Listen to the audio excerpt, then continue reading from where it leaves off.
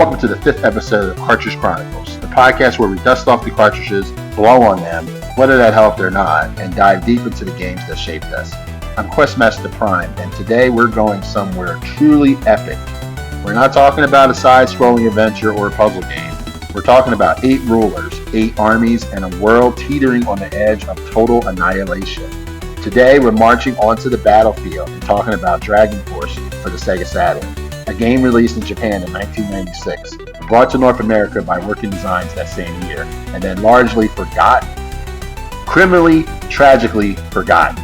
This is a game that combined massive real-time army battles, political strategy, legendary heroes, and an epic fantasy narrative, all on a console most people had already written off. It was basically Game of Thrones before Game of Thrones was a thing, and almost nobody talked about it.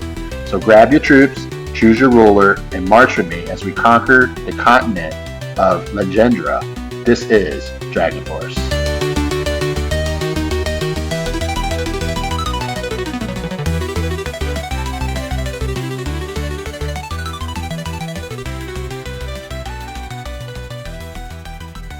So I'm here again with Marz, Attakz, and tonight we're going to talk about Dragon Force for the Sega Saturn. It was released in Japan in 1996, and it was brought to North America by a company called Working Designs that same year.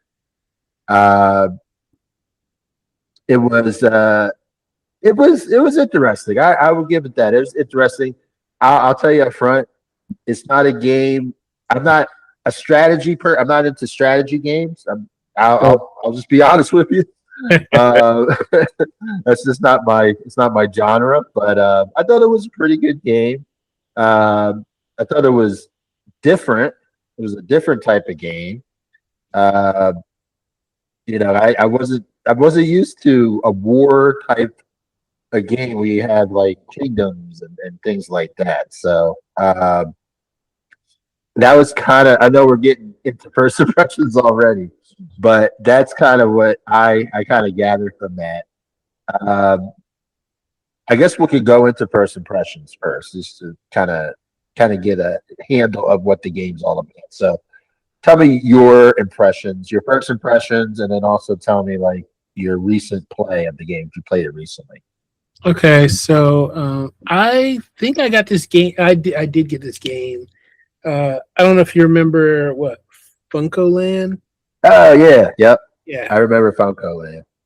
You traded back in the day. There was this place called Funko Land. I guess now a lot of places do it as part of just like video game retailers. Yep. You could go there, you could trade in your games and get other games. You could buy games there. You could trade in your systems, buy other systems. So that was their whole thing. And it was strictly video game stuff. I think now it's become, I don't even know if they do it anymore, but it feels more like it became a pawn shop over time.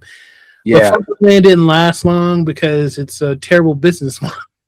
yeah, it was. Yes, it was. It's a terrible business model. So I had gotten this game. I traded in some games and I got it for Sega Saturn, just trying to build up my collection.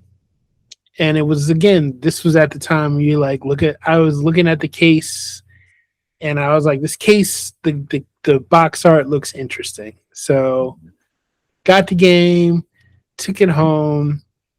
I don't even think I played it when I first got it because I had gotten something else that I wanted. This was just like I had leftover credit, and this was one of the games that I got. But played the game. Sorry, put it in. Started off. There was like, oh, you got to pick who you want to be, and automatically there was a guy who looked like a samurai. And I chose his kingdom, right? Right. And you go right into, there's this Dark Lord is coming back, and we got to prepare. And I'm just like, I have no idea what we're doing here. And the next thing you know, you make some choices, and you're on a battlefield, with what characters you had versus these other characters that popped up. And I fell in love. Um, there's a lot of reading, which I think throws a lot of people off in the game. Well, people who I feel like this is an RPG slash um, real time strategy, right? Right. Yeah, that's why I got what you missed. Yeah, it was still about you could power up your character with magic and things like that, but there was a strategy in the instance of you're battling for a kingdom. And you say you never played these games, like going back to Nintendo with Romancing the Three Kingdoms. Yeah. Same kind of thing. No Nobunaga's Revenge, real time strategy games. So, but this was more less real world, more again fantasy, because you could have different kinds of troops. And I fell in love with this game. I have beaten it maybe like 10 times. Like, because it's just strategy games. I just really love strategy games. Yeah. I didn't have a computer, so I wasn't playing any of like the Civilization games at the time, or I think Age of Empires came later. But any of the strategy game, Total War, I didn't have a computer, so this was the only kind of strategy game that I was playing on a modern system at the time, and I loved it. I fell in love with it.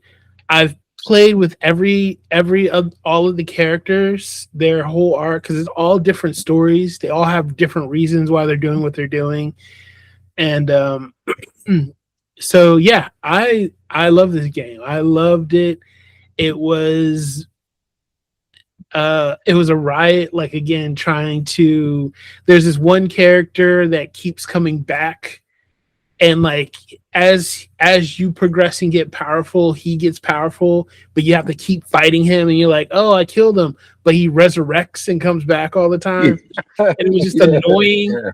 But it's one of and then like you can recruit people, like you do things and your kingdom is either happy or they're like sad. Like it's just there's a lot going on in the game, and I didn't think I would love it as much as I did, but I wish so much that they brought the second one over. They never did. Right, and we talk about excuse me. Yeah, we're going to talk about that too. Yeah, they did not bring a second one over. Yeah, but they do. Go ahead. I was so disappointed because I was ready. I was like, oh no, they made another one, and the box art looks just as fire as the first one. Like so. But yeah, I was pleasantly surprised in this game that was basically a leftover of credit that I don't think anyone ever played. Like it's probably like 5 people who play this game. It's probably why they never bought the second one over. But I loved it. I loved every minute of it. They were frustrating, but I did love every minute of it. So yeah, I mean that you just mentioned that like it wasn't in the mainstream, right? It wasn't like a mainstream, type of game. We'll go over that too. Like I don't know.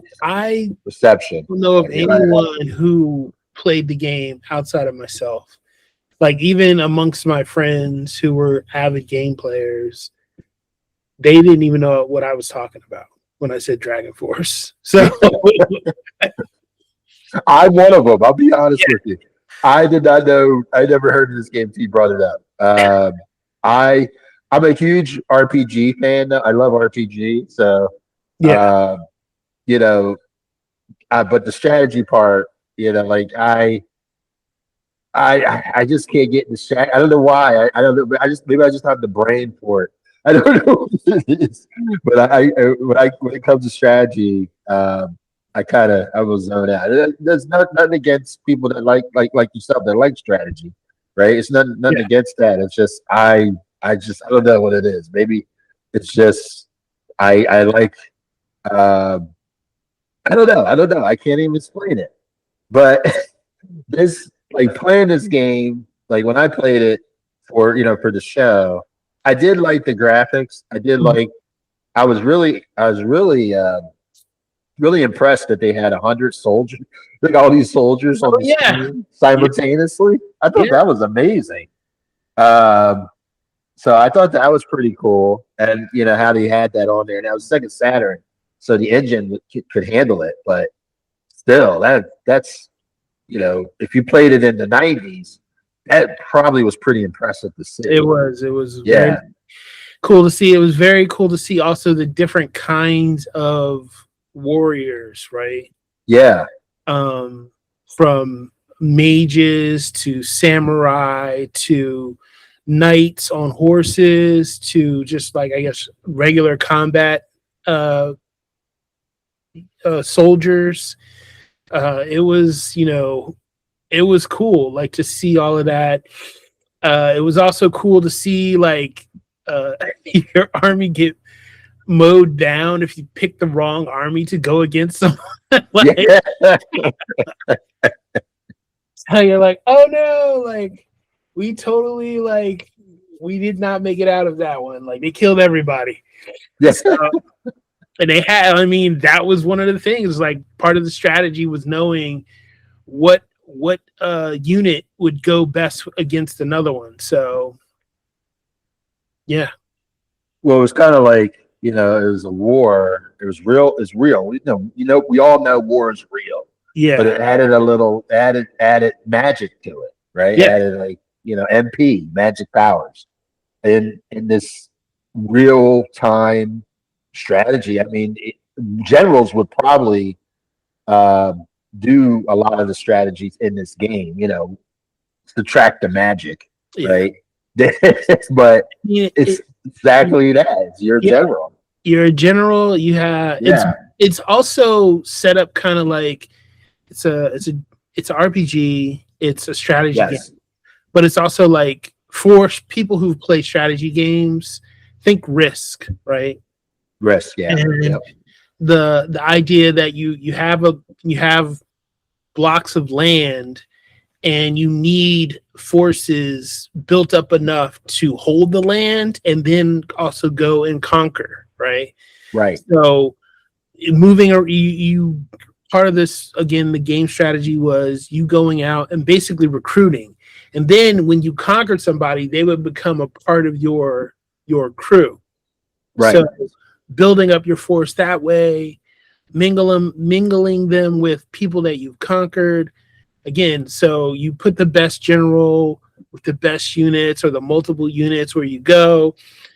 uh the first time I played it, I thought the goal was it played it very timidly. I thought the goal was to make sure that the general the head general that you chose, right? Like I told you, he wasn't supposed to go out in the field. I didn't like power him up. I didn't do anything. And I got wrecked, right? Yeah. Because the other side is building that person up so he can have like 100 people on the field with him, because you start out, you've got like 10, I think. Yeah, it's a very low number. I think it's 10. And you go and you fight. And if you're going up and, if they're making inroads into your land, you're like one of the last people they fight.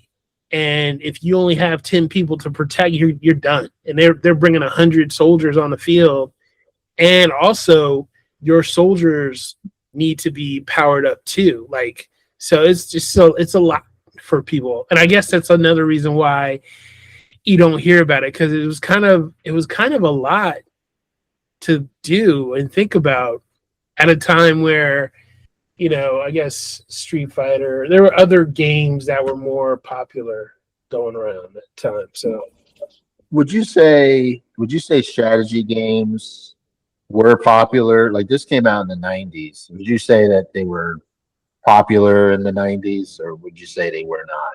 I think that's when they started to pop off. Okay. So Yeah. again, like I said, Civilization, even with the Sim, like the Sim City, that's a strategy game, So, but strategy games as far as like wartime, probably the like mid to late '90s. Total War. I remember the first Total War I bought was the Shogun Total War, and it wouldn't run on my PC because I had some like Comcast, like Compact was a company that used to make PC, Oh, yeah. and they were always being pushed at computer stores for parents with kids. They didn't have anything, but computers back in the day didn't have any beefy specs anyway.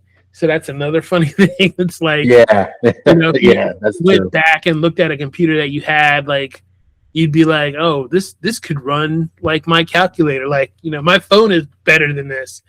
So playing those games, but I feel like strategy games, because they have the technology, started to get a lot better. So I think this week is where you start to see the growth. Now, this was on a platform, so it was different, right?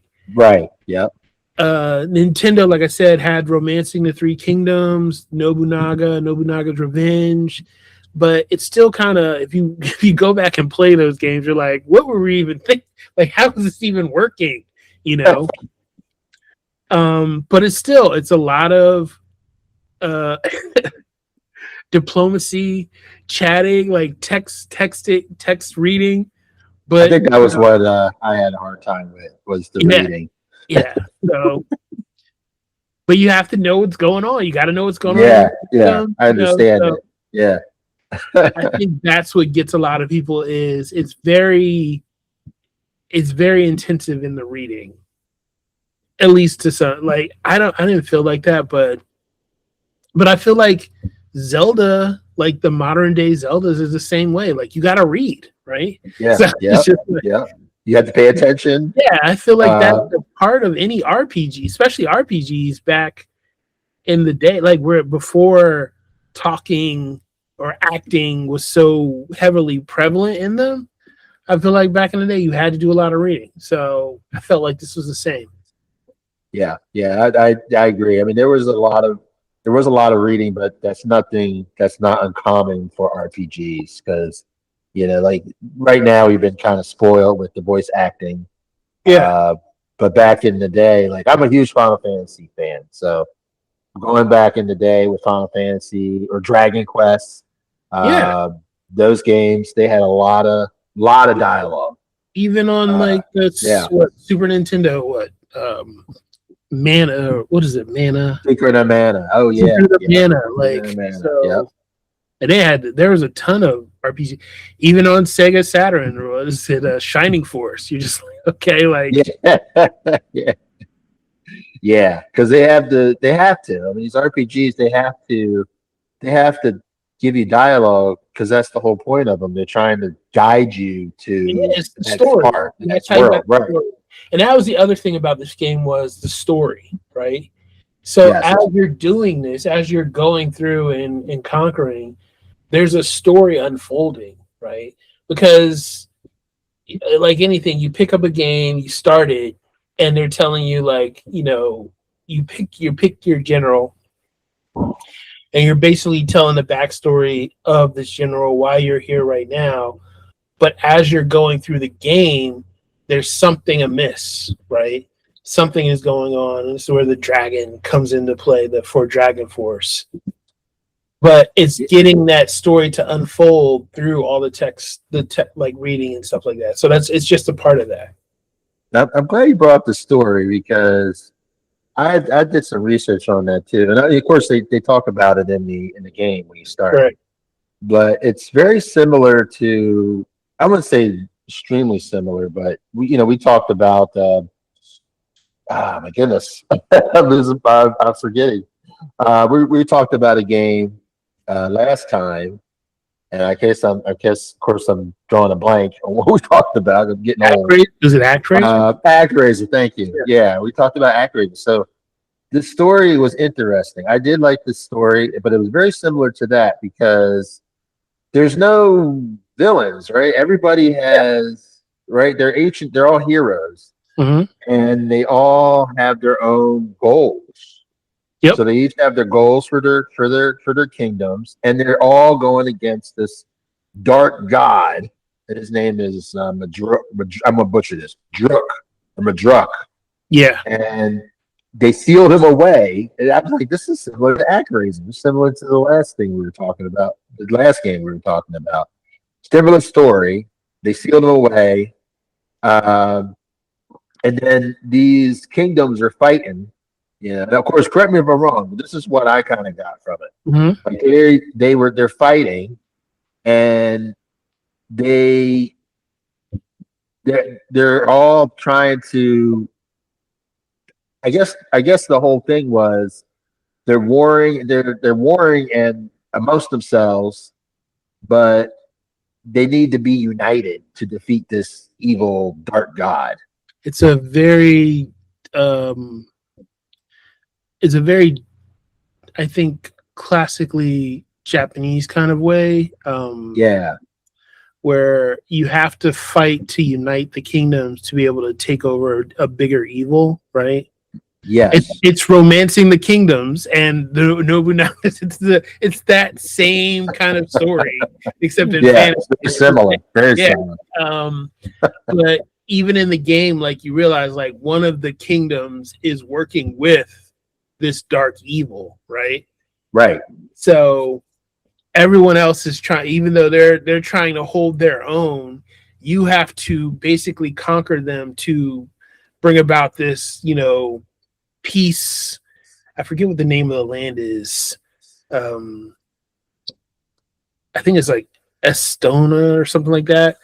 But this kind of peace between these kingdoms to be able to fight this evil. So it's again, like I said, it's a very it's a classic kind of Japanese story, like even with their history, because again, romancing the three kingdoms, we got to fight to bring each other together to be able to fight this other thing off. So yeah, and I'm glad you mentioned that, because that is a very similar story to that. Yeah. And like you said, with the Japanese lore, that's kind of the thing with this. Like it's very similar as far as like the story is concerned. Yeah. Like, I mentioned Actraiser, but also, like you just said, romancing the romancing game from Japan as well. Yeah. The same type of mythos. I mean, that's a history, right? So yeah, it's a history. It's something that they've seen many times, right? So yes, and they've played it out in many different stories in many different ways. So it's interesting that you picked up on that kind of that tale being told again, but in a different way. Yeah, it's pretty amazing. And then the story too, the fact that there's there's a clear-cut bad guy, but the people you're fighting, it's very complex, right? Like real life. Like there's no black and white in real life, right? There's people that are evil and good, but sometimes it's a gray area. And I like how the game, with all the kingdoms, they're all kind of good in their own way. Like they're all trying to do something to help their kingdoms in some way. By fighting. Yeah. And like, again, even the idea that you can, like, once you defeat an army, right, you can recruit that general. And it's up to the general whether or not they want to join. So sometimes you might hear them and they'll be like, the guy is Baston. It's I remember it because it's the same guy every game, right? And you fight him, but you have a hard time recruiting him. And it's funny because they have like I want to say like a studio audience in the game, where it's like, if something good happens, you hear like all the people like, yeah. Yeah, I remember. If something bad happens, everyone's like, oh. Yeah, yeah, I remember that. Yeah, I'm glad you mentioned that, because I thought that was pretty hysterical. So, but part of that is like, if you recruit them, you hear even the people are like, yay. But if they refuse, everyone goes, oh. Yeah, I actually like that. It's like you're on stage, but you're You're not you're not on stage. You're actually killing people in war. But you got a studio audience, it's You like, got a studio audience. yeah, Yeah. I guess that represented like the civilians, right? yeah, That's it's what I'm like the thinking. people of your kingdom, Yeah, the civilians in your kingdom. They're like, hey, we won. Yep. And also, like, again, another piece of the game was there were people, the generals could turn on you, right? Yeah. Yep. And Yep. so, like, you had to make sure, like, if you pick, like, Bastion is the one who would always turn on you. Like, he would join and then he would turn on you, and he'd just be like, man, like, why do I even keep trying with you? But there's still this idea of I have to unite all these kingdoms, and then Mardruk is collecting generals also, right? And like I said, it's one of the northern kingdoms that is joined with him. It's always the last kingdom I take out because it's so powerful. Yeah. Yeah, that's the thing about the game. Like, you're playing this game, you're putting all your blood, sweat, and tears on it, and it's really just a preparation for the real battle. Yeah. Where you're fighting, Madruk. Yep. At the end. And it gets harder after you've done that. It gets even harder. Yeah. So you have to fight him. You're like, oh my gosh. Yeah. So that's interesting. And it's interesting. You say you beat it 10 times. That's amazing. I really love this game. Like, it's like I said, it's funny to me that I don't know it. Like, you only played it because I talked about it, but yeah, that's it. When I actually played, like, when it was, years ago when it came out, nobody I talked to had even, like, thought about this game. So, and I'm like telling them, I'm like, oh, it's like this RPG, but you have to fight armies, and nobody there's a very niche people who like strategy games like that. So, and they like playing the Total Wars and the Civilizations, and like, and I love those games. Like, but yeah, so it's hard to find those people.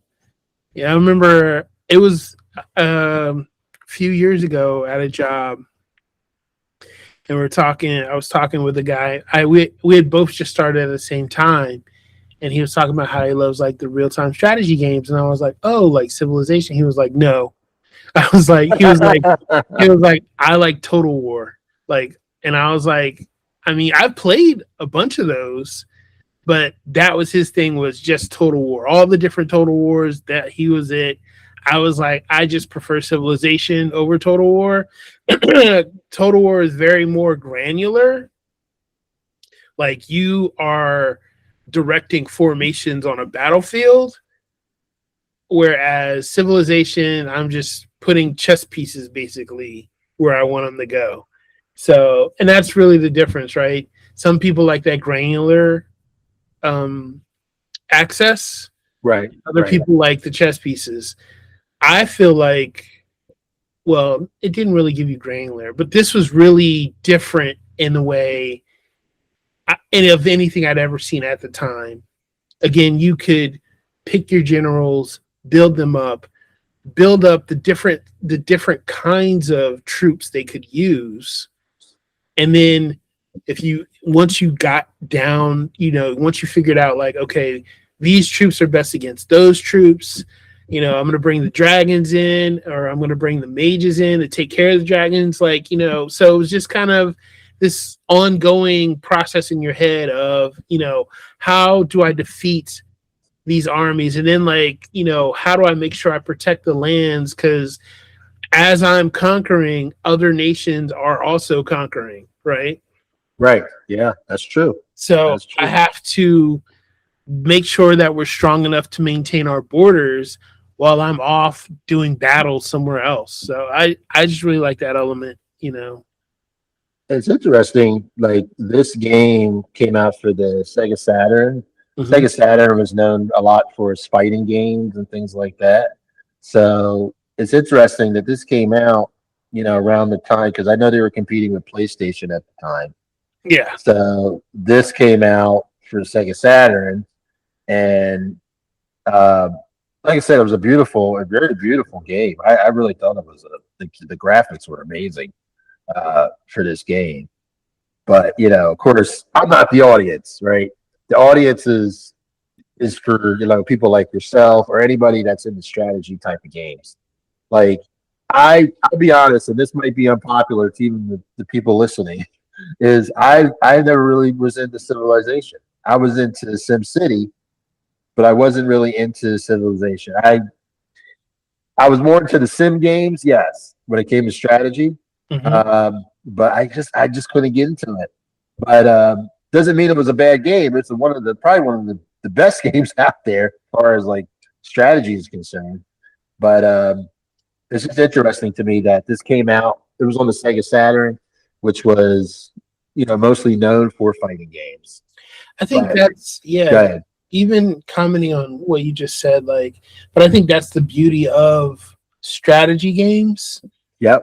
There's a lane for everyone. Like you with Sim City, again, it's that granular, like going down to even I gotta build a sewer under my city. Like, Right. and there are people that like or the power where the power grid is going, the roads, things like that. You know, that that's the thing that people like to do. And then again, for me, it's I'm basically like playing chess. Yeah. and and I would say Civilization is just like a more advanced chess than it's because it's not real granular. Um, I have Civilization 7. I haven't played it that much yet. I know they changed a lot of stuff, but I think Civilization's audience is just playing a grand type of chess. They like that rather Yeah. than the Total War audience who likes to be on the actual battlefield and directing troops, um, versus the Sim City where it's like I can build a city, but it's pretty granular how I got to build a city. And Yeah. then so I think there's a lot of lanes that people can get in for their comfort. Yeah, and I really think and you brought it up, like the themes. So like I probably do like I mean I do like strategy games. Not like I despise them, right? Mhm. But it's the theme, like if the theme is something that you kind of relate to. Like I'm not really into, being a general, right? Or doing war. Like I like chess. You brought up chess. I like playing chess. Chess is I love the game. But it's just the theme. Like SimCity, I like being the mayor. I wanted to be the mayor of my own city. Or Sim Earth. I wanted to be God and build my own Earth and Right. build my own people. Like that's just me. That's just what I like. But like when it comes to like any war type of games, that just wasn't my thing. I guess because I'm not into that stuff really. Um, but that's just like I said. It depends on what you're into. Like you might be into strategy games, but you might not be into these type of strategy games or this type of strategy. It depends on what you're really what role you want to play. That's Yeah. what that's what it comes down to. Yeah. So yeah, this is a pretty interesting game. Like I read about the developers. There was a small development. Hmm. J Force is ironically called J Force's developers. They, of course, as we already mentioned, they drew a lot of inspiration from strategy games like Risk, tabletop wargaming type of games. Um, and the game itself is a hybrid of games. So it's map movement because your whole level, there's no level map. It's a big Yeah. map. And then you have, you're managing a castle or a kingdom. I should, as we were already saying, you're trying to manage diplomacy. you're, you're trying to, you're trying to like figure out how to best battle these other kingdoms.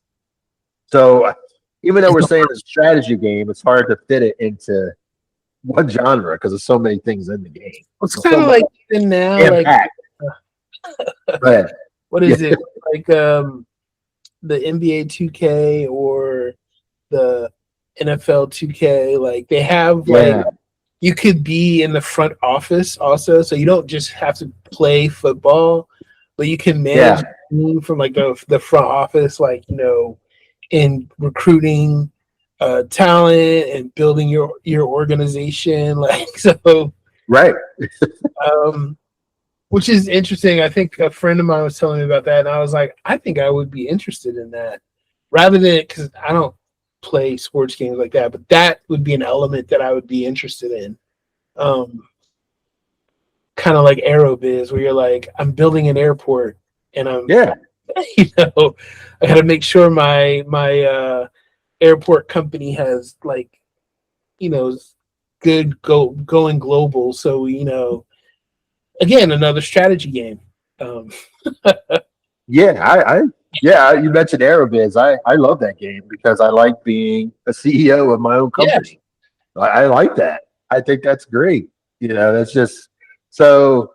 Yeah, you mentioned Aerobiz and any other theme, and you said sports, mhm. right? And you're not into the sports genre, but you'd be more interested in, managing kind of like the back or the front office type of, strategy. So it's interesting you brought that up because when I play sports games, no, I don't want to do that. I just want to play. I just want to play the game and get out there in the court, control these players, or in a field. If I'm playing football or something, Right. it's just different interests, and that's really what it comes down to, just a different interest. And Um, this game like piqued that interest for me. It was like, oh, I do like this kind of trying this kind of strategy, right? I right, like these kinds of games where you have to. It's I don't know. I don't even want to call it a puzzle, but it's just a strategy, right? right, Trying to figure out how to make sure that your kingdom is good, that you're fighting, that you're conquering what you want to conquer, and like it. I don't. For me, it felt good when I like cleared out a land and then you see it turn the color of whatever kingdom that uh, I chose. Like, okay, we got it. Now I got to build a bigger castle here so we can fit more people because that's another thing, right? It's like, oh, you're bringing all these troops, we can't fit them here, like so you got to send them away. Like, all right, so just another more. I guess it's granular in that way. There's all different types of how granular do you want to get, right? right. So Yeah, it was it's very interesting. I think it had pretty much everything a strategy uh, person that's into this type of games would like. yeah, Like it has a lot of features in it. It's like I said, it's so many games in one. Like you have when you're just doing like your general, he has magic, right? yep, So it does have the RPG elements as you were saying. So you can, level up your generals or so to speak. I don't know if there's a level up. I don't think there was. Um, but your generals have these like special abilities that they can just unleash. Which I thought was pretty cool. Actually like that. They could just unleash it in a battle. yeah, So it's pretty interesting. And then you can also capture enemy generals, which I think yep, you already mentioned that. So that is pretty interesting. And then of course, you like you were saying, you can kind of see what you conquered. You can see it on screen. There's what I conquered, and it kind of gets that dopamine hit. Like, yeah. yes, I conquered this land. So that's pretty interesting as well. But I was gonna kind of go through the rulers because you did mention that briefly, and there's 8 rulers, Mm-hmm. and one of so the 8 rulers are I might butcher this. You can correct me if I'm wrong here. But from what I saw, it was Ween Wein of Legendra. Mm-hmm. Then there's Tiras of Tramos. She's a female or Yep. a female ruler, which is the one I picked for the game. When I played this, I picked her. Then you got Gongos of Bozak. He's that brutish barbarian It king. was like a, I always thought he was like a troll. He looks like a troll. Yeah. Yeah, but he's supposed to be pretty powerful. Yeah. They have Junon of Highland. He That's is the guy I the always all pick. magic. He's magic. Yes. You okay? That's your boy. No, that's the I know who you're talking about. Keep going. So yeah, Scythe of Topaz. Yeah. He's all samurai. Could you mention samurai? But I That's didn't know if that was the yeah, guy. that's the That's guy. the guy. That's the, Okay, yeah. that's the guy. Okay, yeah. So he's the samurai leader, and then you have Reinhardt of Stradnor. He commands the dragons, Mm-hmm. which I think is cool. You can add dragons to your army. I thought that was pretty awesome.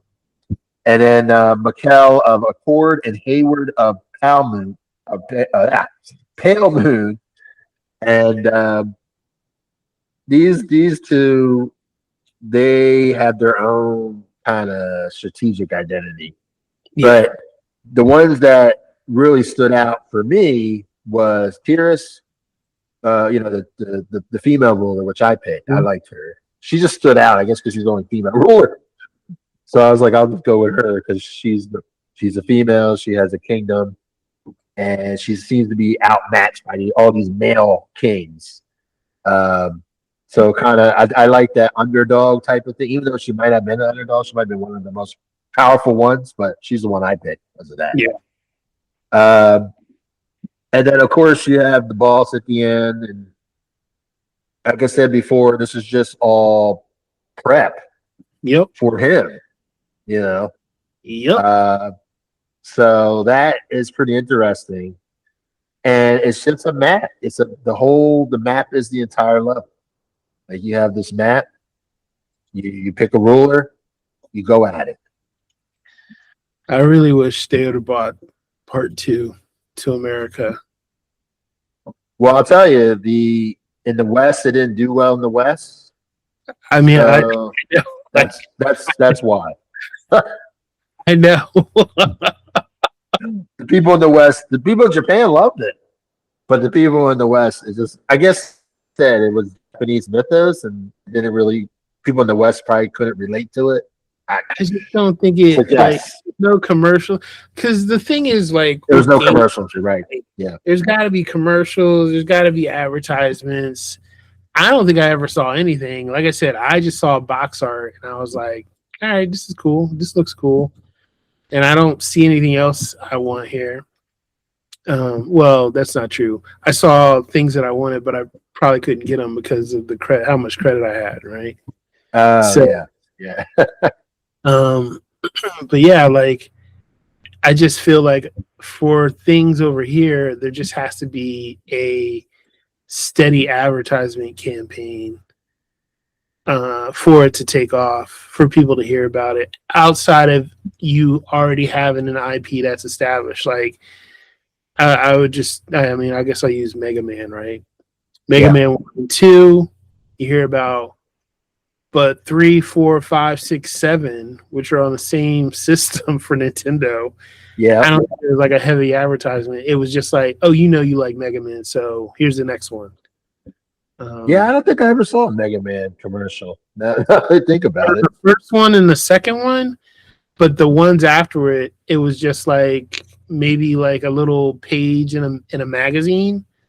Yeah, No commercial, no nothing. But I feel like again, it was just like, well, you already know what this is. You played the first and second one, so you definitely you want to play this one. Right. Yeah, it was very. Well, to me, I can only speak for myself, but it was very word of mouth. Like in school, your friends were like, "Hey, Mega Man, let's play Mega Man," and you're like, "Mega Man, what's that?" So, yeah, it was more word of mouth. I don't know if that was true for you or not, but yeah, it was true for me. And that's why I feel like this game, it just didn't have that. It didn't have any. I would if I like called someone I know, like a gamer that I know, and I asked them about this, they wouldn't know. They would have no idea what I'm talking about. Yeah. Do you think the Sega Saturn and PlayStation was winning in the console wars at this time? So, like, I mean, I wouldn't call the console wars was more Sega and Nintendo, but the Sega Saturn and PlayStation won out. Do you think if Sega Saturn was more popular than PlayStation, this game would have got some more hype?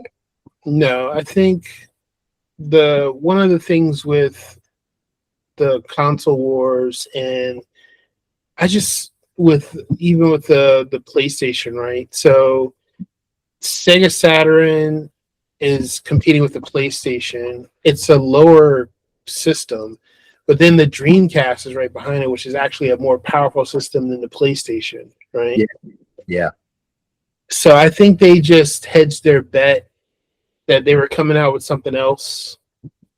And so you get an abrupt end to games being produced for Sega Saturn. Do I think that this would have been a better if Saturn was a more widely accepted system for this particular game? No, I think the game is really a niche game. I don't think yeah. that it's been popular. I think it's a very niche game for a lot of people, especially in the West. And I really, and I really believe it was probably this, like you said, lack of advertising. There was no advertising, and then the story, which the story is. I've heard the story many times, even outside of Japan. It's always like a cult that wants to bring like a very dangerous, more powerful evil from the abyss, Mm-hmm. and it's very similar to, like Castlevania. I mean, when he bring back Dracula, Yeah, absolutely that was a cult, and it's always so it's very similar. The story is very similar, um, but I think in the West, I think like, but I don't know if I can say that because even like the game with the samurais in it today, they're selling really well, even with Japanese history in it. I think Uh, those what is it? But those are like more action games than they're strategy. action game stuff. Yeah, they're action. They're not strategy. Yeah, yeah, But and I don't like those games because it's just you got like 100 people on the field and you're just hacking and slashing. yeah, Uh, um, I don't like those games, but people love them. They've made like 6 of them. yeah, Like, yeah, I think they even made a Zelda version of it, the Hyrule. The yeah. Hyrule. They did. Yeah. Yeah, Um, so yeah, I think that those games are for a particular person. I just don't like those games. yeah, Going back to Romance of the Three Kingdoms and Nobunaga, I think again that's not a very Western game, and I yeah. don't think it did a lot well. I don't think those games did well over here, simply because we're we're not good at. We don't even know our own history, so knowing another country's history is out of the loop. But Yeah, yeah, from the strategy perspective, and those are good strategy games. So I think it was just a niche group of people. That's what this game, that's what those games appeal to. It's not the masses. And so it's hard to make money on a game that is only appealing to a niche group of people. It's kind of like even with movies, right? Cult classics, people say a movie is a cult classic. All that really means is that not a lot of people watched it. right, But the right. people who The watched nice way of saying it. but the people who watched it really enjoyed it, and it's a thing for them. Yeah, yeah, But it really means not a lot of people watched it. So one of my favorite is Blade Runner, and I feel like, oh, they made a second Blade Runner, and people were like hyping it up like it's gonna be. I was like, I was in a theater at Blade Runner 2049, and there was only 5 people in the theater because Blade Runner is a cult classic. yes, yes, Even though you could see the effects that it have on our pop culture and society, it's still a cult classic. Nobody watched it except a very few people. and that's kind of true for most sci-fi. Like a Right. lot of sci-fi stuff is going to be a cult classic. Um, unless it's So like a superhero sci-fi yeah. type of thing. Yeah, So yeah, Dragon Force is to me a cult classic, right? There's yeah, very few people who played the game who really enjoyed the game, but it was a great game. They enjoyed it, you know. Well, let me ask you this: if they did advertise this game in the West, say they advertised the heck out of it, would you think that it would still sell? Do you think it would sell well in the West, or no? No, no. I think competing with because the move for um, strategy games was going to be for PC. Right. So having just one on a console, it still wouldn't have sold, you know. Yeah. Yeah, and you're right about the PC. I think most people, when they thought of strategy, they didn't think about it on a console. They thought about it, and actually, I personally believe that strategy games are better on PCs anyway because just the nature of strategy games. Like, Yeah, I you mean know, it was, StarCraft, like yeah, StarCraft, yeah, for that example. was another one that got me really deep into strategy games, like playing Yep. that on the PC when I was able to finally play it on a PC. You know, finally on a PC that could play games. Like that was one of the first ones, along with Civilization 3. That was like, okay, like this is what I love this. I'm into this now, you know. Yeah, and that's the thing. Like those type of games, you mentioned StarCraft. Uh, I would say, yeah, StarCraft was a big one. I played it, but I didn't get as hooked at StarCraft as I did with Warcraft. I got extremely hooked with Warcraft, uh, and that was I wouldn't say it's like 100% strategy, but it is. It has strategy elements, Yeah, and it's very addictive. yeah, yeah. So that's I didn't interesting. play Warcraft till later on. Yeah. Um, so the lore was lost on me, and there's so much lore now. Like, you Oh know, yeah. diving in is just, it's going to take you a little bit. But again, but Warcraft is also a tabletop, which is another Yes. kind of game Yes. this is based on. So, Yeah. That's the thing. It has a lore to it. mhm. Uh, and I don't think like this game here with Dragon Force. It was. People did buy it in North America. There were 150,000 copies in North America bought, so people were buying it. But like you said, it matches what you already said that not a lot of people were going to buy this game. So you got to find those 150,000 people and talk with them because they're the ones that bought the game when it came out, which is interesting. But what's more interesting is 272,000 were sold in Japan, which makes sense too because we already kind of mentioned that it's kind of a Japanese tale that a lot of Japanese consumers would relate to. Yep. So, and the Dragon Force 2, I do I do see what you mean. Like it should have came out, it should have brought over the West, but I kind of understand why they didn't bring it to the West. But there is a fan translated version Oh, there is out there. That's what I saw. There's one it was in 2015. It came out. So 2015. Wow. Okay. it came out in '98, You're right? like it's fine. Yeah. You're like, oh wow, we finally got it. 2015. Yeah. Yeah, yeah. So somebody translated that game, fan translated. So it's probably like a ROM hack or something. So it was put out there. So go and grab it if you can. If it's out, if you can find it. See if I can Um, find it. yeah, see if you can find it because it might be still out there if it's a fan game. Yeah. And the legacy's still there, still kind of I'm kind of going into reception right now.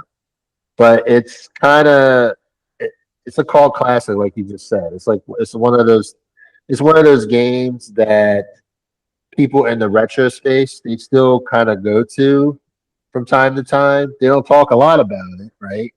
But they kind of go to that type of game.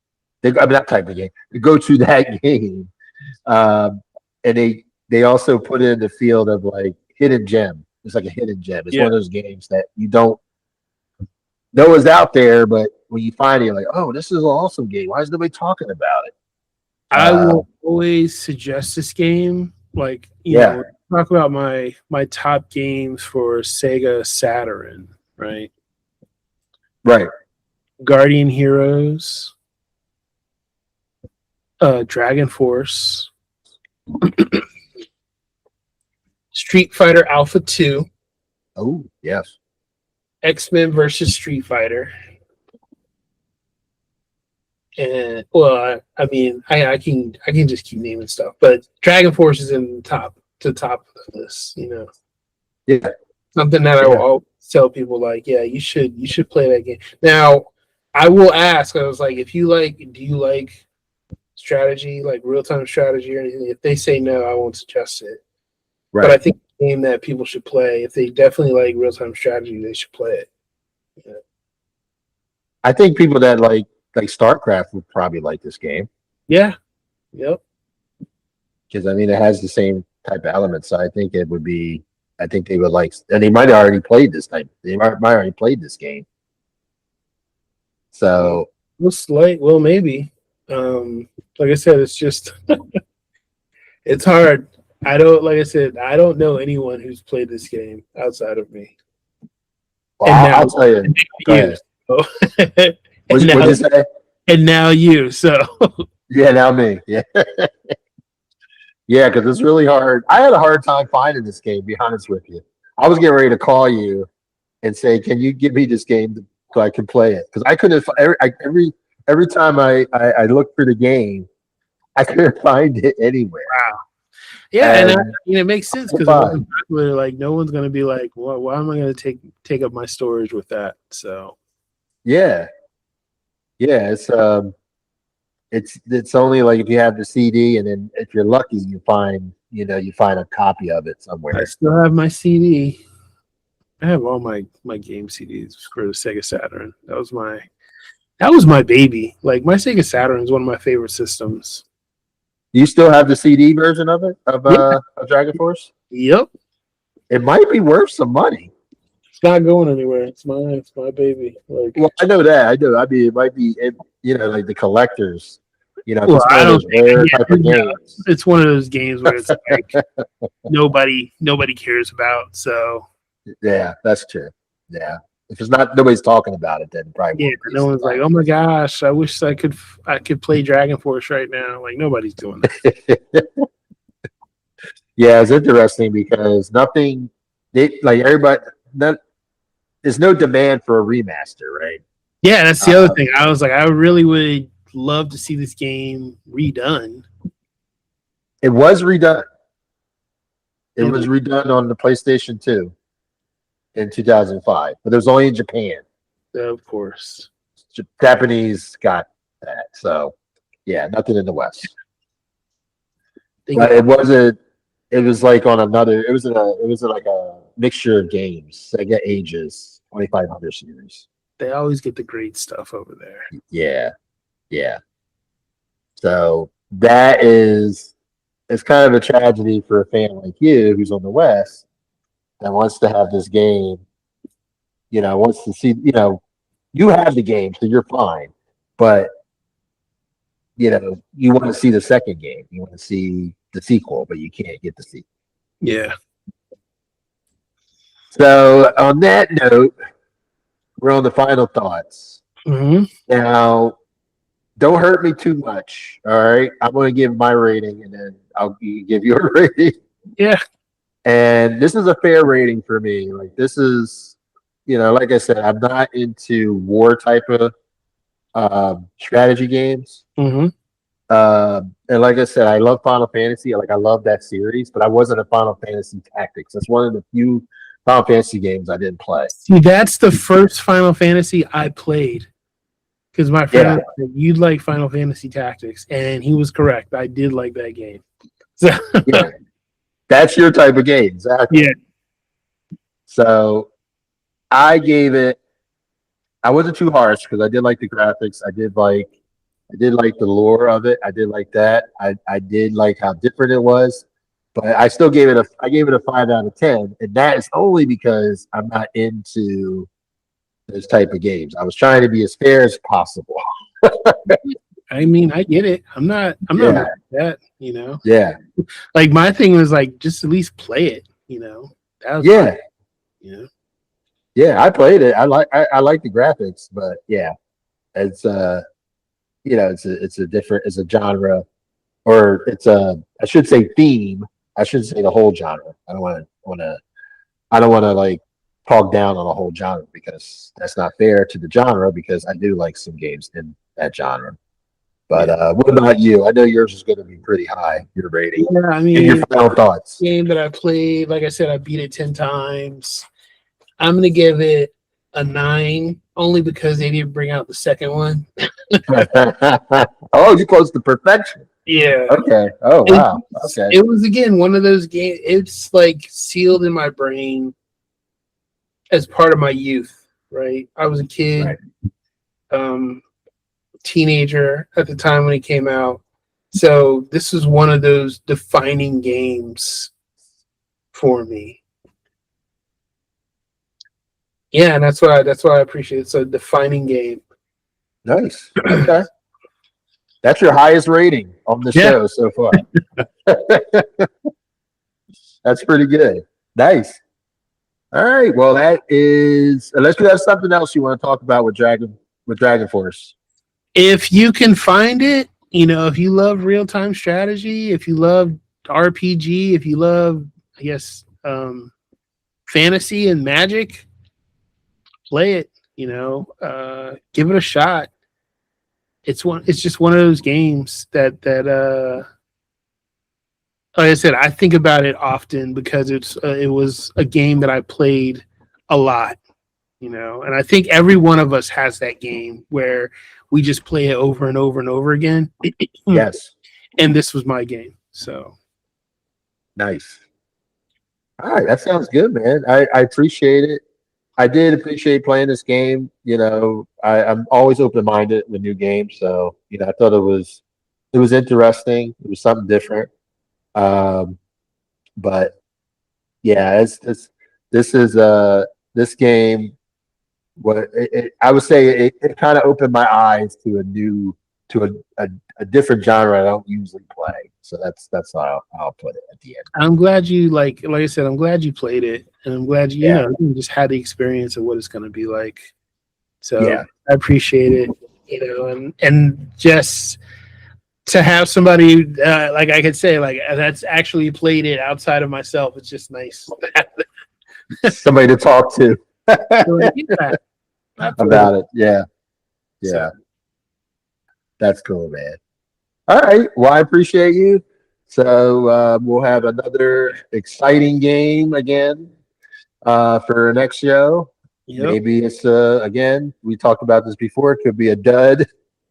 Or it could be one of the greatest games of all time, or one of your personal favorite games of all time, like Dragon Force. Yeah, like I said, I really like having these conversations. Even again about, because there's, like you said, there's these hidden gems, that sometimes people we move past really quickly.